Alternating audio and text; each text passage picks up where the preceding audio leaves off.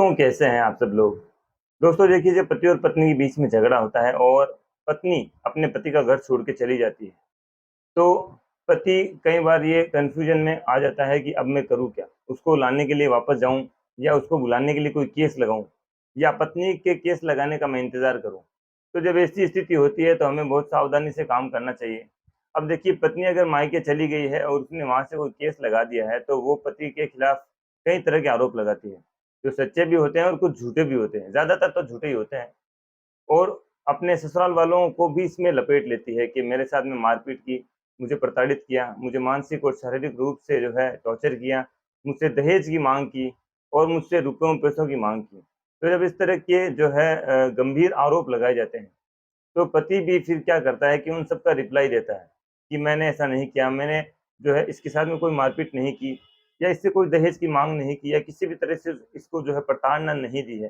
तो इस तरह से पति भी यही करता है कि अपनी तरफ से पूरी कोशिश करता है कि पत्नी के आरोपों का मैं बेहतर से बेहतर जवाब दे सकूँ। तो दोस्तों इसी चेन में हम आगे चलते हुए एक बात ये करना चाहते हैं कि कई बार पति जो है, इस मामले में बहुत बड़ी गलती कर देता है। यहाँ पे पति को ये चाहिए कि वो हर एक कदम को ढंग से उठाए और हर एक जो स्टेप है, उसको ढंग से लेते हुए काम करे। अदरवाइज़ एक गलत स्टेप उसको आगे बहुत ज़्यादा परेशानी कर सकता है। तो जब ऐसी कन्फ्यूज़न वाली स्थिति हो जाती है कि पत्नी अब चली गई है उसको छोड़कर, तो कई बार पति जो है सेक्शन 9 की एप्लीकेशन भी लगाते हैं, उसको वापस बुलाने के लिए। और कई बार तो ये भी देखा गया है कि जो जब काफ़ी झगड़ा हो जाता है पति और पत्नी के बीच में और जो है उसके इन-लॉज़ जो होते हैं पति के, वो घर पे आते हैं और अपनी जो है बहन को या अपनी बेटी को, जो भी उनकी है, वो उनको साथ में लेके चले जाते हैं। तो ऐसी स्थिति में पति कई बार हेबियस कॉर्पस की एप्लीकेशन भी हाई कोर्ट में लगाते हैं। दोस्तों, हॉबीज कॉर्पस तब लगाई जाती है जब इलीगल डिटेंशन किसी व्यक्ति का कर लिया जाता है, तो उससे जुड़ा हुआ कोई व्यक्ति जो है, जिसका इलीगल डिटेंशन किया गया है, जिसको बंदी बनाया गया है, वो व्यक्ति हाई कोर्ट में सीधे जो है हेबियस कॉर्पस की एप्लीकेशन लगा सकता है। हेबियस कॉर्पस की एप्लीकेशन इसीलिए लगाई जाती है।